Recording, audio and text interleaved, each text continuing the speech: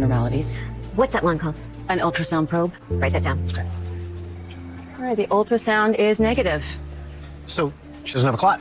Not that I can see.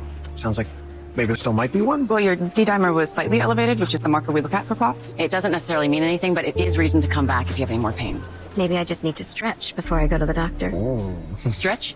I don't ask any questions. I'm going to start your discharge paperwork. What was that? Grey's Anatomy Season 22, Episode 8, reminds us that not every medical crisis ends with a clear answer, and sometimes, uncertainty is the hardest diagnosis of all. The episode follows a patient who comes in with leg pain and heaviness, immediately raising concerns about a possible deep vein thrombosis.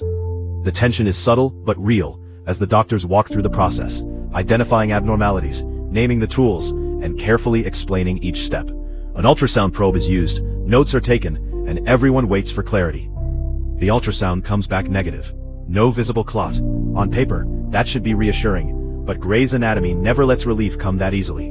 The patient's D-dimer levels are slightly elevated, a reminder that medicine doesn't always give simple yes or no answers. It doesn't necessarily mean danger, but it also doesn't guarantee safety. The doctors explain the reality with honesty and care. There's no clot they can see right now, but symptoms matter. If the pain returns or worsens, she needs to come back. This isn't about fear, it's about listening to your body. The moment feels small compared to dramatic surgeries, but that's what makes it powerful. Grey's Anatomy shows how everyday medical decisions still carry emotional weight.